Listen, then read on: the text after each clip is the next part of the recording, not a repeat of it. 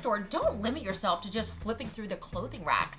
Always head on over to the home decor section because it's filled with fabrics like bed sheets, tapestries, duvets, curtains, and Julian actually found this designer pillowcase. He picked it out, he loves the colors, and so I'm gonna turn it into face masks. It's so soft too, and what you wanna look for is 100% cotton, especially when making face masks. And let's face it, I don't think face masks are gonna be going away anytime soon. We need to stay protected, stay home, but also stay fashionable. So I'm gonna show you how to thrift flip a pillowcase into a face mask with embroidery.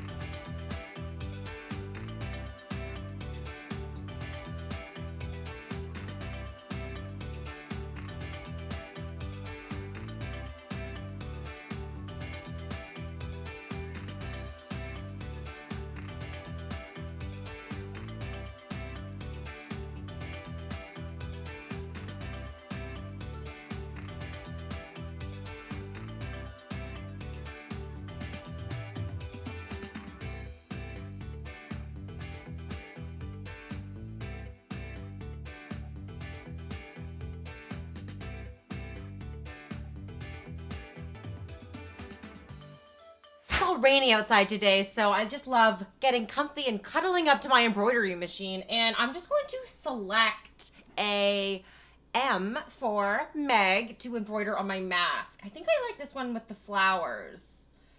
So I'm going to embroider both Julie and I's initials, then I can cut out the masks after. Just going to send to my machine.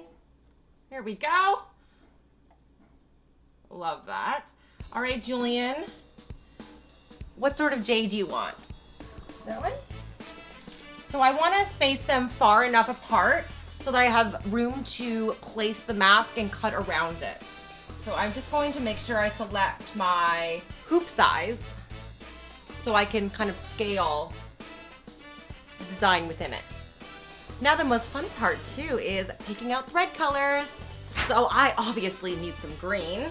We'll do green and pink, darker green. What color do you want, Julian? I want blue. Blue. Which one? This one? That one, yeah. This one? All right. I'm super excited.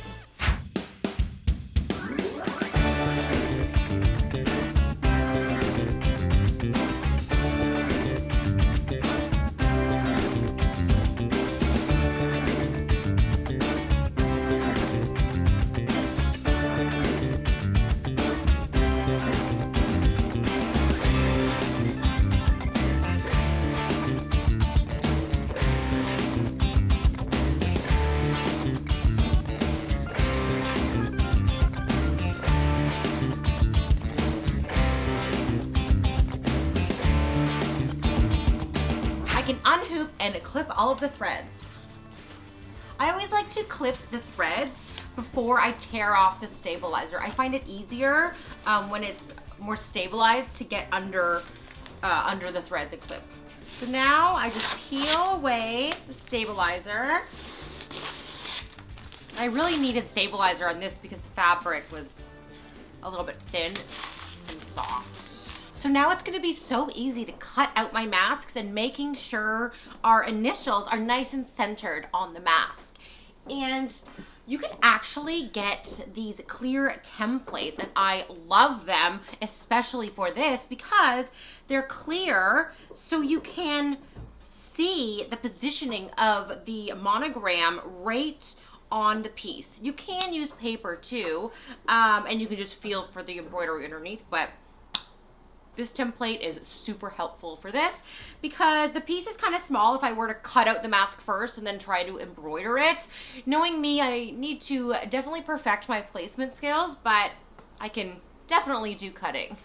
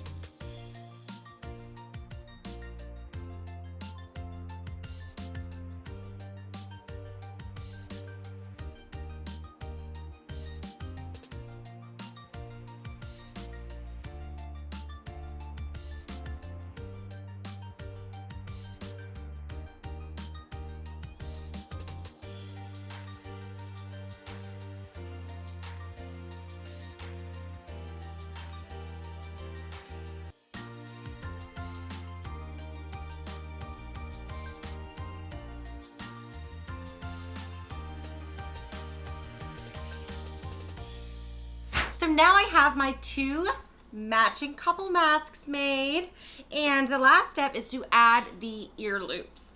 And so for mine, I like around the ear, and I cut them about 8 inches long, and that gives me enough to thread through and tie a knot. So I'm just going to cut 2 at 8 inches long. And then just using a safety pin, pin it through one side, and then thread it through that channel.